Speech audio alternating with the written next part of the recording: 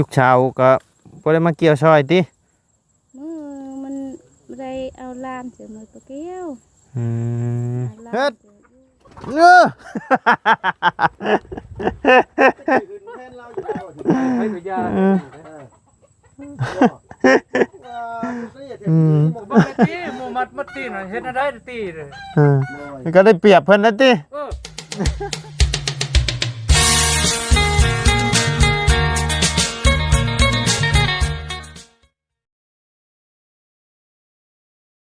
เทื่อเดี๋ยวพ่อเจ้าขนาดเอาเนาะพี่น้องเอ้ย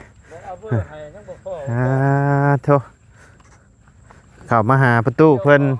อีกรอบก่อนพี่น้องเอ้ยเอาก่อนอื่นกับทักทายสบายดีเด้อเนาะพ่อแม่พี่น้อง FC เปิดทุกคนฮะเจ็บมาให้ตกเจ็บโอ้เจ็บแอวโชคตกกระโชบนี่บ่ไม่แอวก็บ่แม่นจองลงไปพักพรเขาคนให้เขาได้เช้านี่ยังเพิ่นเฮ็ดยังเพิ่นฮูดเข่าบ่เกี่ยวนี่ด้านนี้แล้วมาแล้วทางนี้ยังแต่ทางนี้ทางนี้ก็ฮอดพี่แล้วได้จักชิปเลยตุนี่เด้อยู่หั่นเด้ได้5-6เปาแล้วได้5-6เปาแล้วก็กล้องอยู่หั่นแหละเท่านั้นแหละปีนี้กะว่าประมาณจัก10ปีนี่บ่เกิน4-5นี่แหละโอ้ได้เฮา50ผู้ว่าปีนี้โอ้แม่นหลายแล้วผมว่าทางนี้มันงามแม่นึง4-50ชอบแล้วว่าปีนี้40เนาะ6แล้วว่าทางนั่นนี่ทางตลอดได้ทางตลอด3-4เทื่อแก่หญ้าสบายดีตุ๊สบายดีเนาะบ่พ่อมานั่นบ่พ่อบ่โอ้นั่นบ่หม่องไว้เข้านะโอ้เราย้ายมาพี่ล่ะบ่โตอยู่ลุ่มมาคนขึ้นมาล่ะบ่คนน้ำมาแล้วน้ำโตงกินนี่เด้นี่บ่ต้มน้ำพ้นต้มกินเนาะคือหอมหอมเข่านี่แหละโอ้นี่เด้เข้าแล้วเนาะอันนี้เชียร์ได้สิตีบ่หรือว่าเชียร์ได้นี่น่ะก็บางเทื่อตี้หั่นแล้วมันลายนั่นเหยียบบ่ได้ดอกบ่ได้ปั่นบ่ใช่ปั่นมันบ่มีเงินปั่นบ่มีเอ้าก็เอาเข่าให้เพิ่นโอ้ยเขามันพอน้อยห้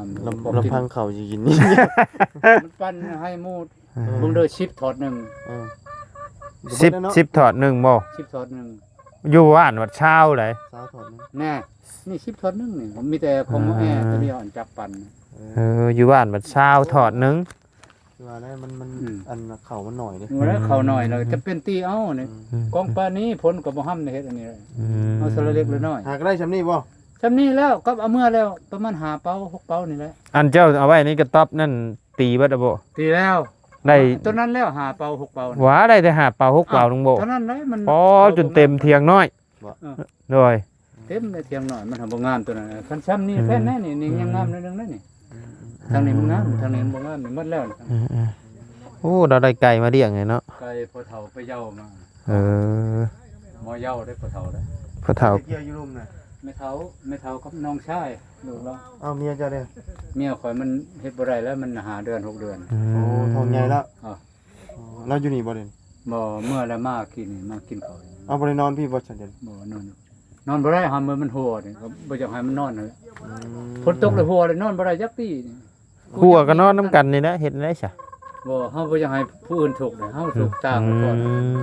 นั่นคิดปานนั้นได้ลูกกับเมีย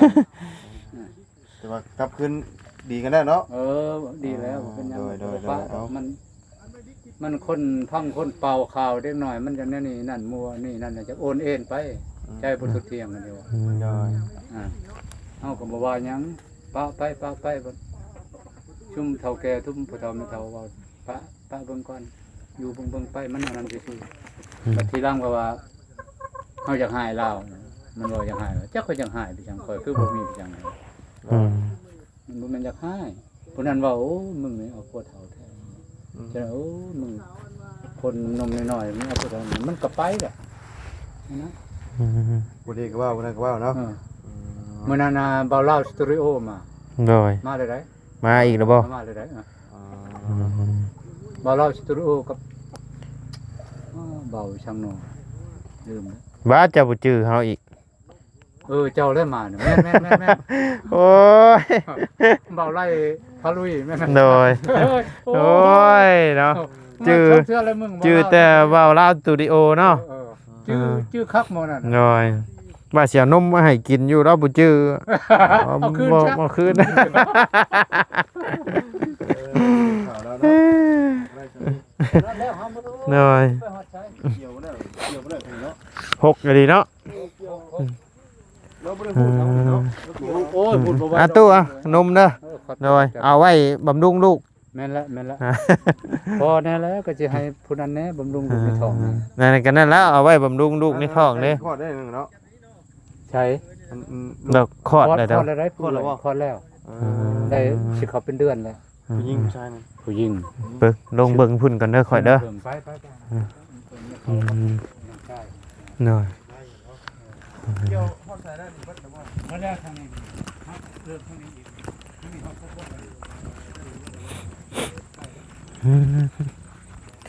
เคยเห็นแต่เกี่ยวเข่าวน้ำให้หน้าเนาะเกี่ยวเข่าวอยู่ให้บัดนี้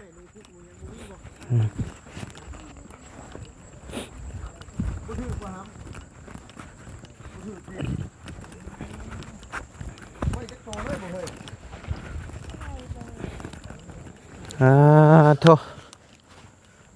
โหลองนี่ลงไปนี่ยังเดือเบิดได้นี่เนาะ แม่นี่ลงไปผูกฮอดต้นไม้บิ๊กผูเลยเนี่ยแล้วว่าฮะ อืม ลงไปฮอดต้นไม้บิ๊กผู อืม มาแม่หมอไรหาเกี่ยวแม่มาเจาะซอยกันนี่เอาแห้งเอายังซอยกัน เนาะ นะสบายดี สบายดีเด้อเนาะโอ้เคยเกี่ยวแต่เข่าอยู่ให้หน้ามาเกี่ยวเข่าอยู่ให้ ก็คือกันให้แหละ คือกันบ่ คือกัน หมุนเอาตามปลาไม่วิกแล้วนี่เนาะ เกี่ยวเขาแล้วนี่ก็จะก็มาทางหญ้าไม่บิ๊กอีกนี่ ฉีดยาฆ่าหญ้าใช่บ่ได้บ่ บ่ได้มันเป็นต้นไม้ อืม มีเงินสิได้บ่มีเงินหัดซื้อยา อืม บ่มีเงินสิซื้อยาแล้วอ่ะกุ๊ก มีเท่าสองคนนี่บ่เกี่ยวนี่นะ โดย อ่าลูกชาวลูกชายไปใช้เบิดชา ลูกชายเสิเรียกเขา อืม มีแต่ชอบคนมาเลี้ยงนี่แหละ ผัวได้ชา ผัวจะเลี้ยงควาย ผัวเด้งควาย น้องมีแต่ไปโรงเรียน อืม มีแต่ชอบคน มื้อใดเพิ่นพักผู้ใดติ มือพักที่มันใช้ เออ เวลาเติบจะได้บ่ไรนี่นะ เอาถามตู้แล้วว่าปีนี้ได้อยู่ประมาณ4-50ชอบแล้วว่ะ คุณแล้วคิดว่าได้ นะ จะได้อ ทั ยู่ นได้แล้ว อืม ห้าก็ได้15 6ก็ดีเนาะอันเกี่ยวในนี่แล้วแล้วบางมันก็ลงลืมๆอยู่บ่เวลาเฮากู้นี่ มันก็ถิ่มไปน้ำอยู่บ่ บ้านทิมก็ทิมนะบ้านบ่เฮ็ดนะมันป้าหกนั่นเจอป้า หน่อย เป็นบ้านใดเฮ็ดสิเอ้า อืม เลาะไปเลาะมาเก็บ โอ้หกก็ดีเนาะพี่น้องเอ้ยเพื่อชี้ได้เข้า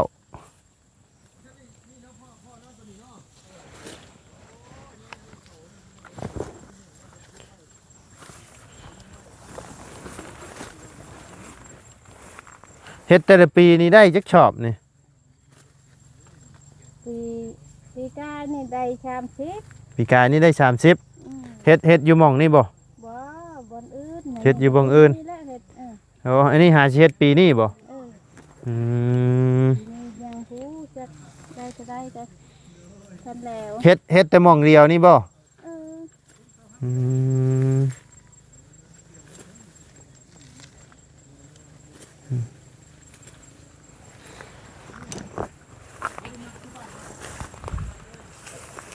เหยียบเอาบ่หรือตีเอานี่แม่ ตีเอาอืม แล้วเดียวนี่คือเอาแย่งตี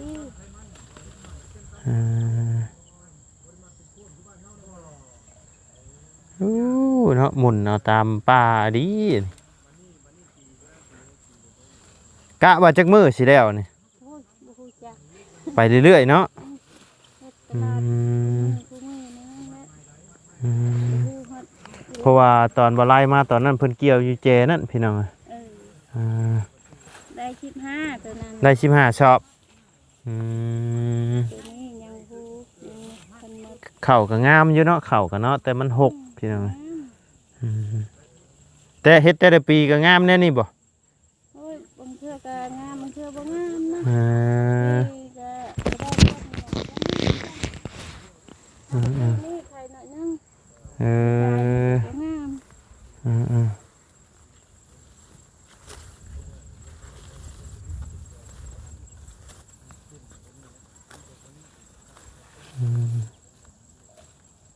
ยุคเช้าก็บ่ได้มาเกี่ยวซอยติ มือมันบ่ได้เอาลานเสือมาตะเกียว อืม เอาลานเสืออยู่เลี้ยงงัวได้มันก็ อันเมียของพ่อตู้นี่นะ เลย อืม มันจะเรียว พ่อตู้ว่าเพิ่นท้องน่ะบ่อยากให้เฮ็ดบ่ เออมันเฮ็ดบ่ได้มันแดด อืม เพิ่นบ่ได้ อืมมีแต่เจ้าได้เฮ็ดไอ้เนาะ มีแต่เฮาลูกไผดิเอาลูกเล่า อืมลูกไผ่ก็คลอดลูกใหม่เนาะอืมเกี่ยวหญ้าแล้วเอางัวควายมาปล่อยอยู่นี่โอ้เนาะซำสิกินนี่ นี่ก็คู่มือควายกินอยู่นี่ อื นะ มเอามากินอยู่นี่บ่ อืม อืมโอ้เพิ่นเลี้ยงควายบ่น่ะ อืม ไผ่นั่นน่ะอันนั้นบ่พังผัวเจ้าน่ะ โดย เราเลี้ยงควาย อืม จักโตควายฮะ ช่องโต 2โตซ้ำสิกินเนาะ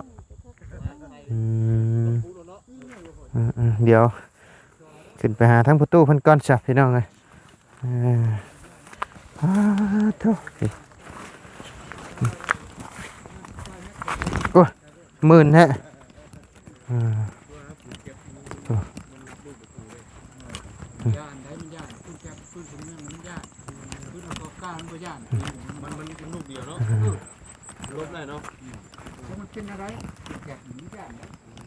เอาอีแบบว่าคือปืนนี่ปืนลองมาปืนเฮาเฮ็ดเองประชาชน นั่นแหละปืนเฮ็ดปืนพื้นเมืองนะคันเดียว ปืนเมือง มันปืนหลวง โดย นี่ยังเว้าเรื่องหยังนี่ เรื่อง พี่บอบ พี่ปอบพี่โพง เว้าเรื่องพี่ปอบย่านปืน ย่านปืนแก๊ป เอ ปืนหลวง อ มันบ่ย่านอากาศแห้งกว่าปืนแก๊ปเท่าไหร่มันบ่ย่าน เออ ว่าไงมันลบได้เด้มันลูกเดียวโดย แล้วชูนี่จะมาตีกันอยู่ในแม่มัดไว้มัน โอ้ ค่อยๆตู้ค่อยๆตู้ค่อย โอ้ ๆต้มน้ำร้อนนี่คือ ต้มน้ำร้อนถ่าอยู่นี่เนาะ โอ้ย ก็บอกว่าอ่านกินแล้วของเพิ่นเขาไปเท่ายังสบายแล้วของไม่เท่า ปิดคอซะแล้วมีอาหารกิน อันนี้1เม็ดนี่นะให้ไก่นอนอยู่นี่เลยได้โดย โอ้ผูกหันนอนอยู่หันเด้อบ่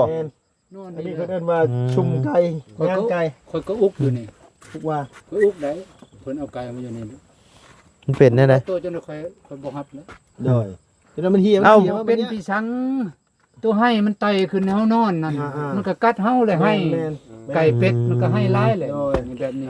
เพราะว่าต้อง ข่อยยังสิ แย่งออก หาชอมาขีดมายังอยู่นี่ โอ้มุด เจ้าบ่อยู่เลย อยู่ชอ มุด ชอขายุ่งขาพวก มีแต่ว่าเอายังพระอีตูไทยแล้วมานิดไว้ อ้าวมันนั่นบ่มันบ่ โด ขึ้น ย บ่ แม่นเมื่อคืนพระอีตูไทย กูบ่ฮู้เด้ ตั้งรูปพระอีตูไทย กูฮู้หมดเม็ดมีแต่ชออันนั้นเด้อ่า อ๋ออันขึ้นเฮือนนี่ได้ใส่ย่ำๆนี่ได้นี่นะ แหน่กูเว้าเลยบ่ว่าบ่เชื่อ โอ้ย โอ้ทำลายได้เนาะ โอ้ย ต้มน้ำร้อนดวกแล้วนะจ้ะ บ่ตายรถกูก็แรง ขึ้นแล้วเต็ม อ๋ เฮื อ อน ผู้เราเฮ็ดแล้วผู้ชวนไอ้ขี้เฒ่าเฮ็ดเลย โธ่ อ่ะ ทั้งอันว่าทั้งเมียประตูนั่นมาเกี่ยวข้าวบ่ได้เนาะตู้เนาะ บ่ได้แล้วมันท้องใหญ่แล้ว ต้องในหลายเดือนใน6-7 เดือนเลยเนาะ 5 เดือน 5 เดือน เดือนช่องเนี่ยเกิด เดือนช่อง ได้ไปไอ้เอ็กโกเบิ่งอยู่ว่าเป็นผู้หญิงหรือผู้ชาย อีกูช่องเถื่อแล้ว ผู้หญิงหรือผู้ชาย ผู้หญิง ผู้หญิง ลูกสาว ลูกสาว โอ้ย30แพงเลยเนาะตู้เนาะ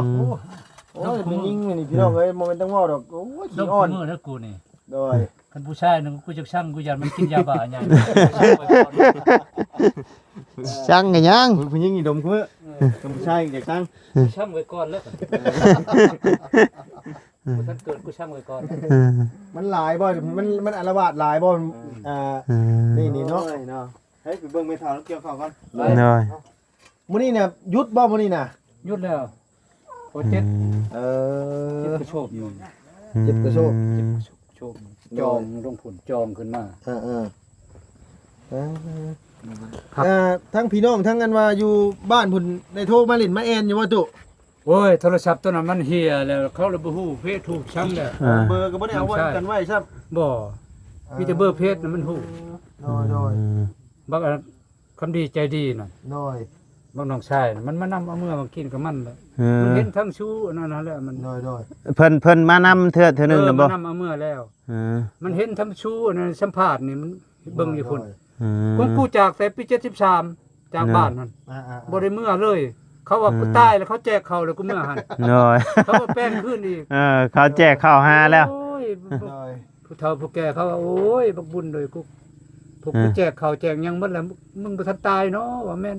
พวกน้องชายเบิ่งโอ้แม่นอ้ายกูเลยเด้ข่อยเล่ามันถึกปัด เออ กับเพื่อนเขาอะนะ น้อย น้องชายชื่อในนั้นอันนี้พ่อแม่ตายแล้วลูกนี่นะ เออ โอ้ยอ้ายกูเลยอ้ายกูเลยมันมานำมันฮู้ เออ มันฮู้บ่อยู่มันฮู้เบอร์อีก โดย บอกเบอร์เขาเด้มันโทรมาบัด น้อย มันมา แต่ว่าเจ้าได้เมื่ออยู่สารวัตรได้เมื่อจะดูบ่ เมื่อตอนมันมาเอาหั่นแหล้วเมื่อกับเมียนี่นอนอยู่ชามคืนมา โดย อืม เมียกับพ่อเมียเนี่ยโอ้ยเขาเอิ้นกินข้าวก็ ตอนที่ว่าเจ้าอันป้ากับเมียได้ใช่เพิ่นโทรหาอยู่บ่ พอยบ่ติเพิ่นที่โตไปวัดอื่นเมืองไกล อืม อายได้บ่พาเพิ่นมาโต บ่ทัน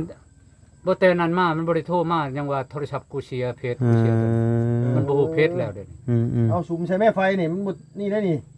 อย่ามันกูต้มแล้วหม้อหนึงแล้ว อันนี้นี่กิน กินอันนี้แล้วมันกูเจ็บนี่กูจะกินอันนี้นี่ อ บ่อยากกินน้ำดิบหั่นน่ะ โด ให้ ย มันเท่าแน่เล็กๆน้อย ต้มชื่อบ่ได้ใช้หาก ๆ ไม้อีหยังบ่ ชื่อ ต้มแต่น้ำซื้อนี่บ่ ต้มน้ำชื่อให้พญาใต้ชื่อ โอ้ตกลงมาแต่เทั้งผ้าก็มีพยาธิอยู่เนาะ โอ้อย่าเว้าได้หามาโอ้ยนี่มีพญาธิ อืม ว่าของดิบน่ะมันมีพญาธิหมดแต่ว่าคนลาว น้อย มัก อืม ก้อยปูก้อยปลานี่มักแท้ๆเนาะ เลือดแป้งบ่แห้งคัก อืม บ่อยากเว้า ชดใช่ติ โอ้ยมาหลายคนมื้อนี้เนาะ มันคือตำบ่ไล่แท้ๆเดือดแปลงนี่เนาะ ฮะ เอารถ ตำเจ้าแท้ๆว่ะ มักบ่ บ่คันแปลงเป็ดนี่กินได้อยู่คันแบบแปลงงัวอีหยังยังบ่เคยตัวนี้ แป้งแบ้กินมาเช้านี่กินน้ำเขา อืม เขาเหย้าอยู่เพื่อนเขามานำ อืม เคยเลือดแป้งเบียร์กิน ตีกันเด้อตุ๊เอากันนี่ล่ะโอ้โอ้เท่าน่ะ ผู้หนึงมัดผู้หนึงบ่มัด เฮ็ดเออ แทนเราอยู่แล้ว ให้ไปยา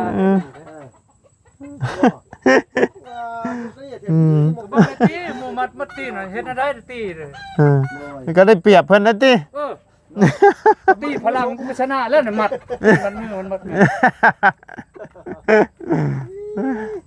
ไปหายิงหายังอยู่ว่าตู้ชั่วโมงนี้บ่ได้กินอยู่บ่ บ่ได้ไปเจ็บบ่ได้ไป เดี๋ยว เดี๋ยวเขาแน่ ไปหาใส่นกใส่หนูอยู่บ่ได้ บ่บ่ได้ไปหาพี่ช้ำเลยมันมีกินเลย อืม อันว่า